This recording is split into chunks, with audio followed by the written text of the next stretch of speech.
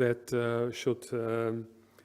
should have this separate category in our database on business statistics. So this is one specific issue, and I'm happy that Mr. Singh from the ILO is also with us, and he can certainly answer appropriate questions that you might have on this classification. So a little bit on the structure of the guidelines. Well, I'm not going into all the details, of course, just a brief overview. The chapter 2 brings definitions and the key concepts of business demography. And of course, this chapter is mainly based on the Eurostat Business Register Manual and the Eurostat OECD Business Demography Manual. But this chapter goes a little bit beyond these manuals, and also definitions are updated wherever the updates were needed.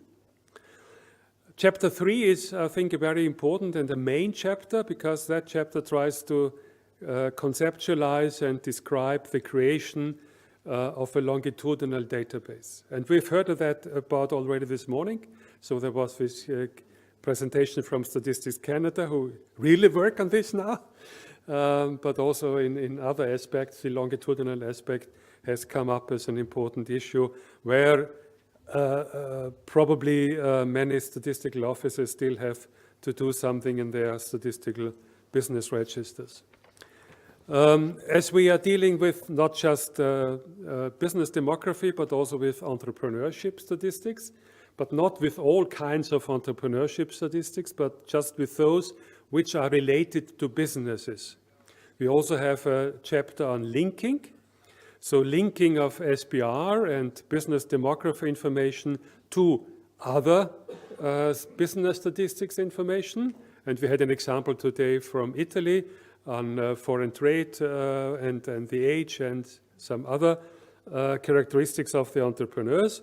So linking with other business statistics, and secondly, linking with information on the entrepreneurs, on the persons, their age, their sex, their nationality, education, etc., etc.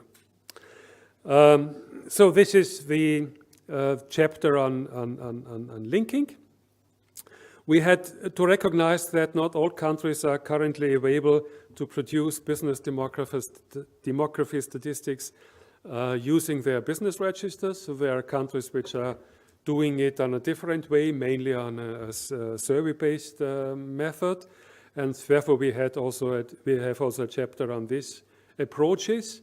And this chapter includes includes country examples, namely from Mexico, US, and from South Korea.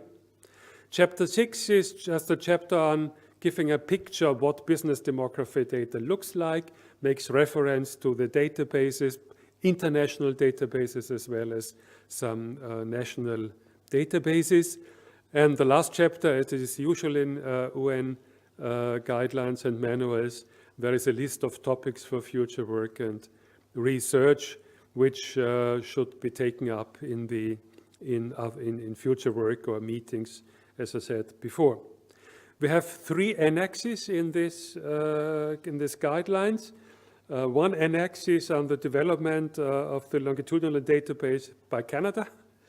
A second annex is on profiling entrepreneurs and linking business and social statistics in Denmark. And the third annex deals with family businesses in Netherlands, which is also a topic which was mentioned already today in other presentations. So I give the floor to you. Yes, sir. So the task force was created in the autumn of 2016. The members, we'd like to thank all the members for the contributions as well. The Canada as co-chair, Eurostat, Finland, Mexico, Netherlands, OECD, UNECE, U.S. Bureau of Labor Statistics, U.S. Census Bureau, and Norbert Rayner as the co-chair as well. Contributions from Denmark and South Korea are very much appreciated, and we're grateful for them. UNECE provides a secretariat support.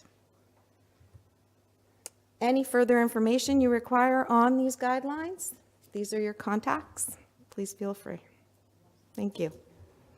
Just one addition. So, as I said, we are waiting for these decisions of the International Labour Organization, and then we will produce the very final version, and that will be then published by the UNACE on their website. So perhaps you will get someday by the organizers of the Wiesbaden Group an email saying now it is published. So thank you.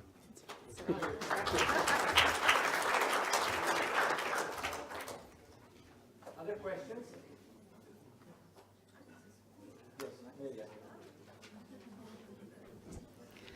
Sorry, in fact, it's not a question, but it's a comment which is prompted by what was just said.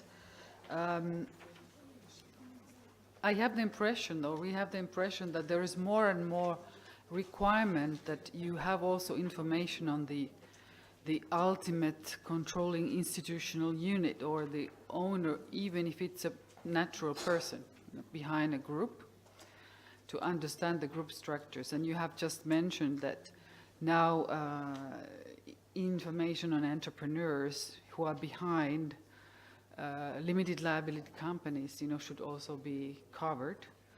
So I think that it would be good to address this point somehow, maybe in the future, in this forum or in another forum, because what I think we've seen that in some registers already information on natural persons is available, but this is not always the case.